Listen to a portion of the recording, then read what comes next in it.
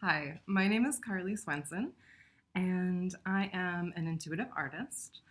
So I primarily work with acrylic, but I do also work with some mixed media kind of stuff. And so this is just a quick introduction to my process. I start with a lot of mark making. So I'll just kind of take a canvas and do a layer of similar colors. So it'll be like green, yellow, blue, or red, yellow, orange, something like that, so that as the colors blend, they'll still look good together and they won't kind of mix too much to make sort of a muted neutral color.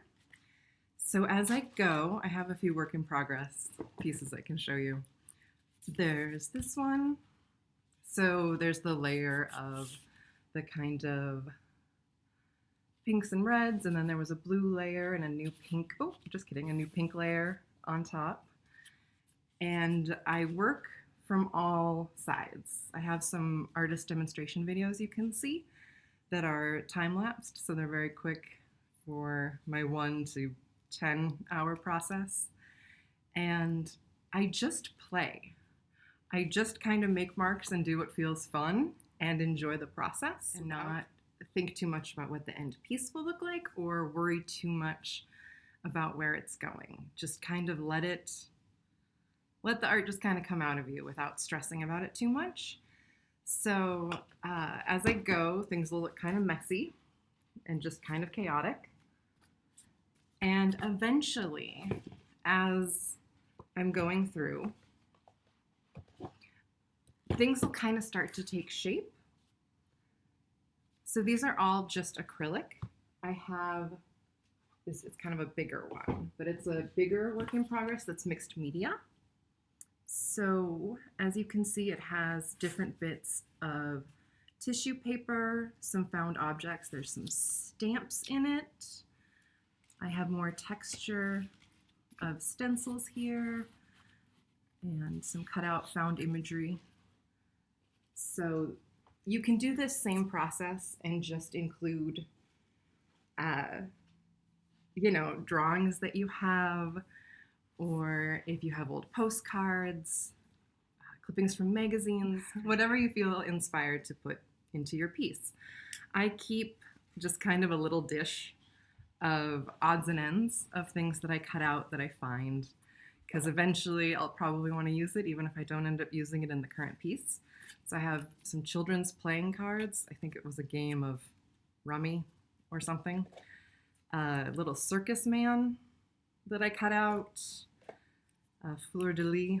You can also go to craft supply stores and get kind of, they're like mixed bags of die cuts, which is kind of what this fleur de lis is.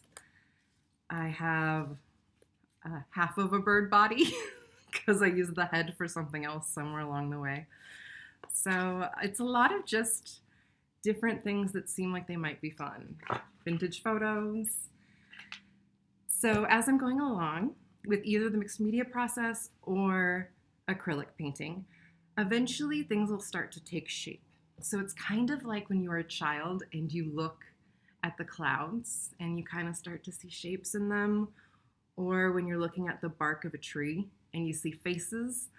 That's the same kind of thing here. So eventually, if you just kind of let yourself relax into it, you'll start to kind of see things take shape, and maybe it's a landscape or something like with this blue here could kind of look like water. So if I wanted, I could take these and start turning them a bit into trees and make a sort of abstract implied landscape with it.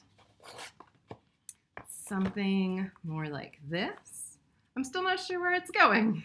Maybe you see something in it. You know, these could kind of turn into the ears of a rabbit in the foreground here. Or if you put it this way, it could be some grass and this is water. Or these are mountains. Or I could keep playing over it and see what I kind of start to take shape with the next layer. I really recommend taking your first 2 or 3 layers and not trying to see anything in them at all. Just make marks, do what feels fun, uh, play with color, play with shape, and not stress too much about even finding anything in it yet.